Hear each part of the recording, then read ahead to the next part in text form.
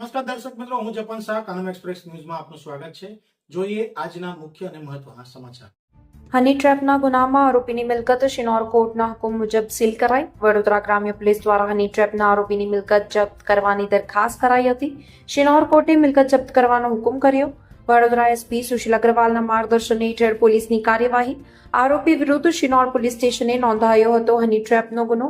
ફરિયાદી હરેશભાઈ પટેલ પાસેથી આરોપીઓએ અલગ અલગ સમયે અલગ અલગ સ્થળે ટુકડે મળીને કુલ 75,75,550 કઢાવી લીધા હતા. પોલીસે હ્યુમન ઇન્ટેલિજન્સ ટેકનિકલ પુરાવાઓના આધારે ટીમ બનાવી આરોપીઓને શોધી કાઢી આરોપીઓની અટકાયત કરી કાયદેસરની કાર્યવાહી હાથ ધરી હતી. આરોપીઓએ પરિવારના સદસ્યોના નામે સ્થાવર જંગમ મિલકતો ખરીદી હતી. ભરૂચ જિલ્લાના પાલેજ ગામમાં સાલેબે સોસાયટીમાં મિલકત નંબર 5811નું મકાન અંદાજિત 12,70,000 હતું.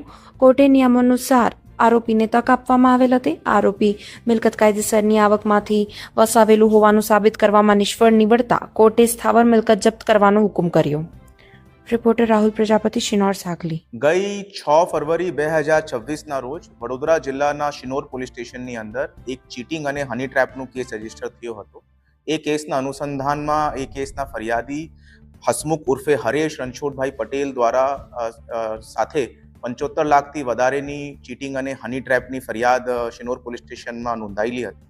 આ કેસની ઇન્વેસ્ટિગેશન દરમિયાન પોલીસ દ્વારા મલ્ટિપલ લોકોની અરેસ્ટ કરવામાં આવી હતી.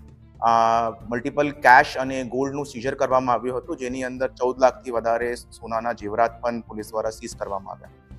આ ક્રાઇમના મળેલ નાણાકીય પૈસાથી આરોપી દ્વારા ભરૂચ જિલ્લાના પાલેજની ખાતે એક ફ્લેટ ખરીદવામાં આવ્યું હતું.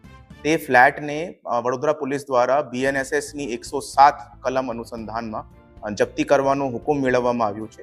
BNSSની 107 કલમ મુજબની આ પ્રથમ કાર્યવાહી વડોદરા જિલ્લાની અંદર છે અને આ કલમ અનુસંધાનમાં પોલીસ કોઈ પણ ગેરકાયદેસર ક્રાઇમથી વસાવેલી પ્રોપર્ટીને જપ્ત કરવાનો અધિકાર રાખે છે અને એને ધ્યાનમાં લઈને આ પ્રથમ કાર્યવાહી વડોદરા જિલ્લાની અંદર કરવામાં આવી છે.